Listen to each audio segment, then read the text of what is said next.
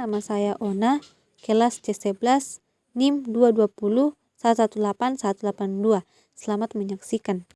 Tentang Pangeran Saputra, cerita rakyat dari Jawa Tengah.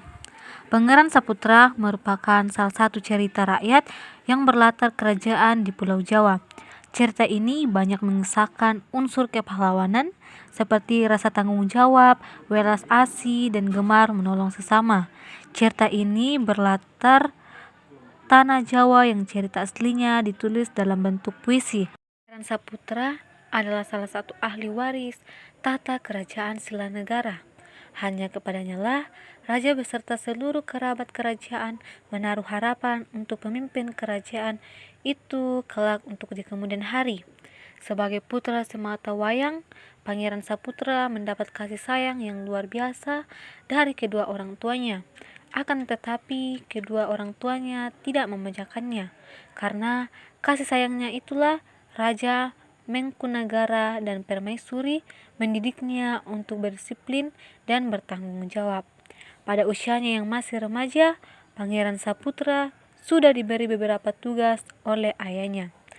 Kadang-kadang ia diperintah oleh ayahnya untuk mewakili ayahnya berkeliling kampung untuk melihat dari dekat kehidupan rakyat di negeri itu. Kadang-kadang pula ia diperintahkan ayahnya untuk mewakili ayahnya berkunjung ke kerajaan-kerajaan kecil di wilayah Sila Negara. Kadang-kadang pula ia diperintahkan ayahnya untuk mewakili ayahnya berkunjung ke kerajaan-kerajaan kecil di wilayah Sila Negara. Pangeran Saputra dengan senang hati melaksanakan tugas dari ayahnya.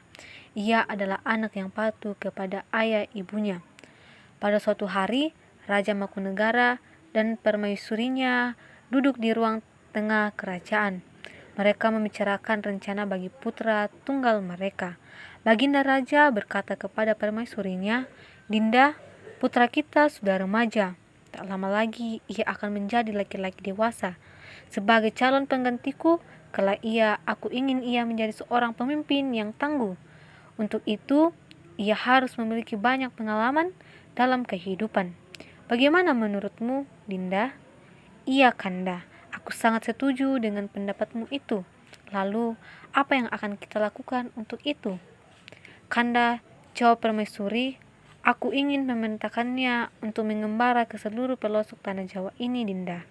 Dalam pengembaraannya, pasti ia akan memperoleh banyak pengalaman hidup.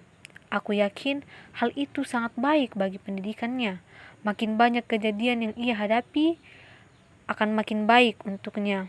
Kelak ia akan memiliki keberanian dan tanggung jawab yang besar," kata Baginda bagi Raja Mangkunagara. Permaisuri tampak murung. Ia mendudukkan wajahnya menghindari tatapan suaminya. Dalam hatinya ia merasa berat berpisah dengan putranya. Akan tetapi apa yang dikatakan suaminya pun benar. Ia pun ingin mempunyai putra yang pemberani dan bertanggung jawab. "Hai, Dinda, mengapa kau diam saja?" tanya Mangkunagara. "Katakanlah, Dinda, apakah kau keberatan untuk berpisah dengan putra kita? Bukankah itu hanya untuk sementara saja kita berpisah?" Permaisuri tampak menitikkan air matanya, lalu dengan lirih ia berkata, "Kanda, Saputra adalah putra kita satu-satunya. Aku akan merasa khawatir jika terjadi apa-apa dengannya dan ia tak bisa kembali bersama kita lagi. Ia tidak pernah lagi jauh dalam waktu yang lama. Kanda, jangan kau terlalu khawatir. Dinda, ini demi masa depannya. Lagi pula ia tidak pergi seorang diri. Bayan dan Sangit akan selalu mendampinginya. Aku perintahkan pula 2 orang pengawal untuk ikut bersamanya. Kita sebagai orang tua tentu akan mengiringinya dengan doa-doa kita."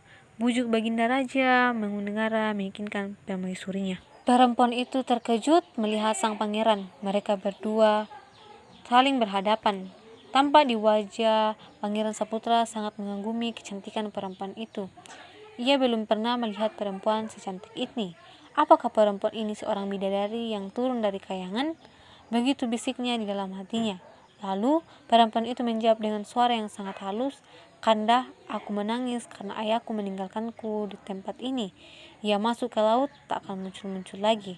Sekarang aku tidak punya siapa-siapa lagi. Aku hidup sebatang kara, Kanda. Pangeran Saputra hampir tak percaya akan pengakuan perempuan cantik itu. Lalu ia bertanya kembali, Dinda, aku tidak mengerti bagaimana kau bisa hidup sebatang kara. Tadi kau mengatakan kau mempunyai ayah yang meninggalkanmu di tempat ini. Lalu bagaimana mungkin seorang masuk ke dalam laut begitu lama? Apakah yang terjadi? Berceritalah kepadaku, Dinda. Perempuan cantik itu menghapus air matanya dan mulai bercerita. Kanda, baru saja Dewa Narada mendatangiku dan menceritakan aku bisa terlahir di muka bumi. Ayahku, Dewa Kayangan, telah dikutuk oleh para dewa menjadi seekor naga. Ayahku bernama Naga Partala, ibuku seorang Dewi Kayangan. Sejak dilahirkan aku tak pernah melihat ibuku. Naga itu tuh masuk ke dalam laut karena di sanalah istananya. Pangeran Saputra terharu mendengar cerita perempuan cantik itu. Lalu diangkatnya perempuan itu dan dipapanya ke bawah pohon. Kemudian ia membangunkan Bayan, Sangit dan kedua pengawalnya dan memerintahkannya untuk membuatkan tandu. Tanpa banyak bertanya, keempatnya segera melaksanakan perintah tuannya. Setelah itu ia memberitahukan kepada mereka bahwa setelah pembuatan tandu itu mereka akan segera kembali ke istana. Pangeran pun tertawa bahagia dan berkata, namaku Saputra. Aku anak seorang raja di negeri Sila Negara. Selama ini aku disuruh mengembara oleh ayahku agar aku memperoleh pengalaman yang banyak. Pengalaman-pengalaman itu yang akan menjadi landasanku untuk menjadi raja menggantikan ayahku kelak. Ayahku mengharapkanku menjadi orang raja tangguh seperti dirinya. Pangeran Saputra dinobatkan menjadi raja. Genderang tubuh dibunyikannya di istana sebagai pertanda akan kedatangan tamu agung. Raja Mangkunegara dan Permaisuri sangat bahagia karena sudah mendengar berita akan kedatangan putra tercintanya. Segala sudah dipersiapkan untuk menyambut kedatangan sang pangeran. Senyum raja di permaisurinya semakin lebar tak kala melihat iring-iringnya pengawal sudah memasuki gerbang istana. Dari kejauhan mereka melihat pangeran berjalan bersama dengan perempuan cantik di tandu itu. Setelah sang pangeran tiba di istana, segera ia berjalan sambil membimbing Kidul Narsari menghadap ayah dan ibunya. Semua warga istana tidak terkecuali Putri Socawindu memandang mereka dengan perasaan terharu. Apalagi ketika melihat Kidul Sari, banyak orang berdecak. Mengagumi kecantikannya, raja dan permaisuri menyambut putranya dengan pelukan yang sangat erat. Disitulah mereka melepaskan rindu. Setelah melepaskan pelukan, Pangeran Saputra mulai berbicara. Ayah, aku putuskan untuk pulang ke istana karena ketika tiba di pantai aku bertemu dengan perempuan ini. Jadi tak mungkin aku melanjutkan perjalananku. Perkenalkan ayah dan ibu, perempuan cantik ini bernama Kidul Sari. Ia adalah titisan dewa dan dewi Kayangan. Kini ia hidup sebatang kara. Oleh karena itu, lalu ku ajak ia pulang ke istana. Kidul Sari tampak terharu karena bisa diterima dengan baik dan bahkan diangkat menjadi putri kerajaan. Ia pun lalu mencium sang permaisuri dan memanggilnya dengan sebutan ibu. Lalu putri Kidul Sari menghadap Raja Mangkunegara dan duduk di hadapannya sambil bertekuk lutut menyembahnya. Raja lalu menyuruhnya untuk beristirahat karena Baginda tahu Kidul Sari pasti lelah.